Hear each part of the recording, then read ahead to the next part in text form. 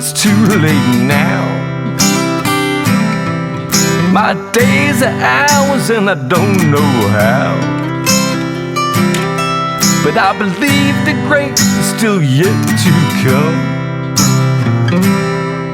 I won't stop fighting, man, until I'm done. Good morning and welcome to the 80th Breakfast Ball. Can't believe it's been 80 weeks in a row, but it surely has.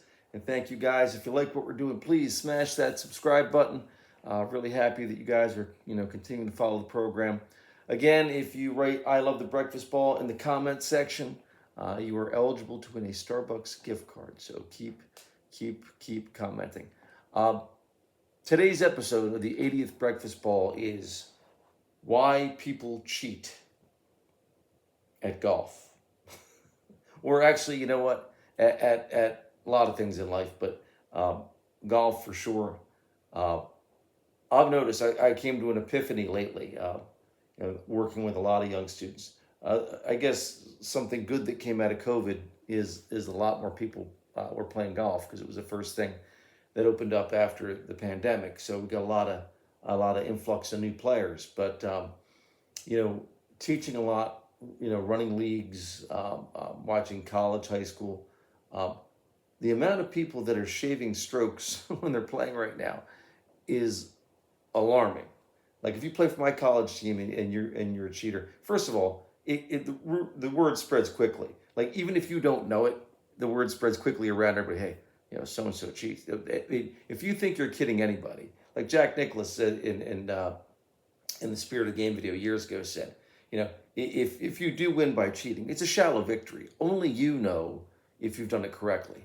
But it came to my mind, like, why is that happening? So I think actually the same reason people cheat is the same reason that most people don't get any better. All right, or most people don't improve. So follow this for a second. So I listed in my own mind reasons why people cheat. 1, the need to be liked. Okay. Typically speaking, in anything I've ever done, again, like, I don't want to be disliked. I mean, I'd like it if people, thought highly of me and what I did. But I'd rather be respected than liked. I'd like to be appreciated for the work I've done than liked. Again, it would be nice to be liked by everybody, but if you're going out with the goal to be liked by everybody, you know what? Not everyone's going to like you. 2, exaggerations. Gosh, most golfers are so intimidated that they think, oh, everybody out there is so good, and their minds like go off in these million different directions, and blow these small things out of proportion into big things.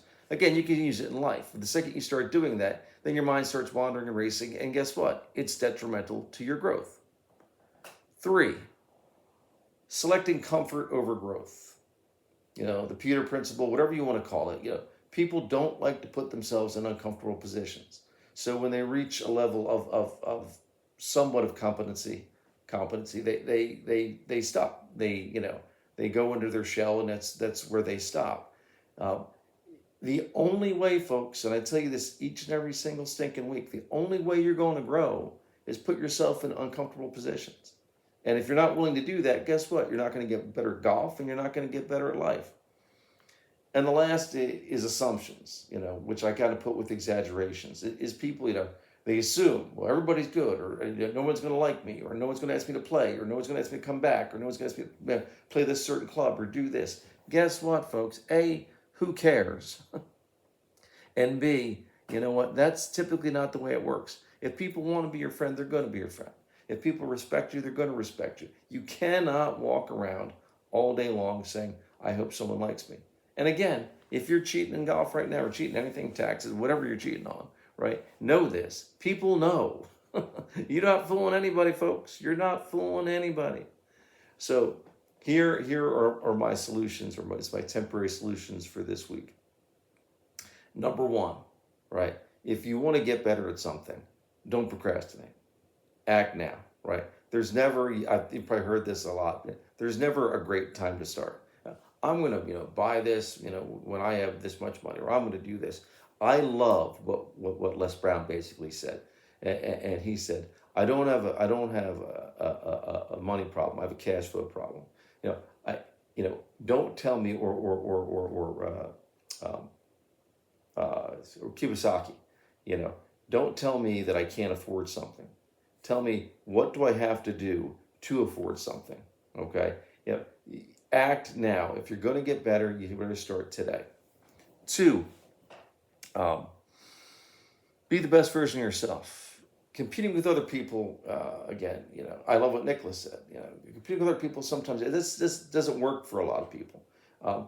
Competition is great, but being the best version of yourself, like Michael Jordan said, I want to be the best. I want to beat me every time. Be the best version of you, right? Competition, great. Competition is good, but ultimately you got to want to be the best version of yourself. 3, seek conflict. Now, I don't mean go into a Wawa or go into a 7-Eleven or whatever and start yelling at people. That's not what I mean. But seek conflict internally, within, right?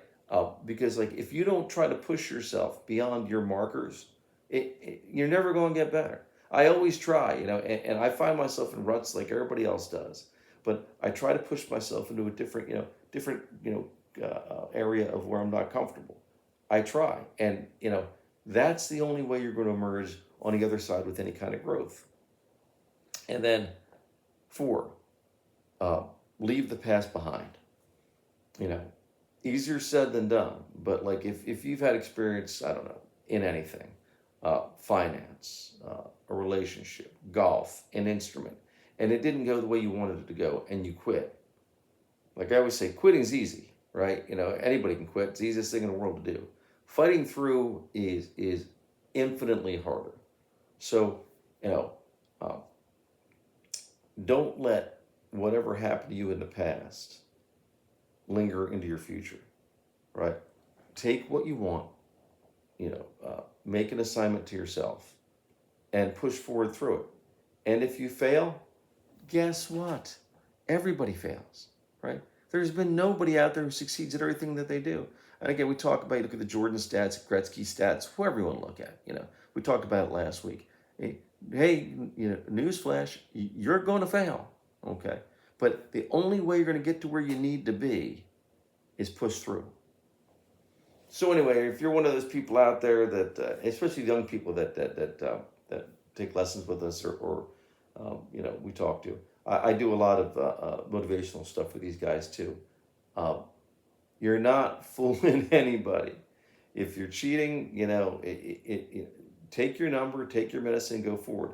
If you got an 8 on a hole, so what, right? Next time, work on getting a 6. Next time, work on getting a 4. Oh, and last thing, if you really want to work on getting better at this sport as a beginner, in the scorecard, right, where it's a number of strokes, initially when you're starting off, just write down the number of strokes you took the way you wanted to, not your score, right? And that'll be a truer indication of you getting better.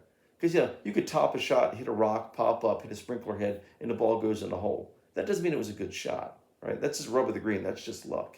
But if you mark down your score card initially, the number of swings you took that you liked, that's a better indicator, at least in the beginning. Anyway, please smash that subscribe button, order merch if you want to. Keep watching, guys. But remember, don't be a cheater, okay? All right, guys. We'll see you next week. Thank you for watching The Breakfast Ball. As always, look forward to seeing you next week.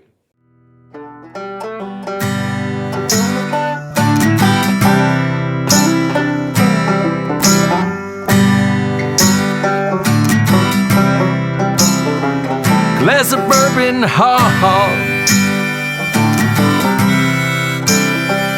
my bourbon heart. My bourbon heart. Alcohol. There's no great story ever started with, I'll have a salad.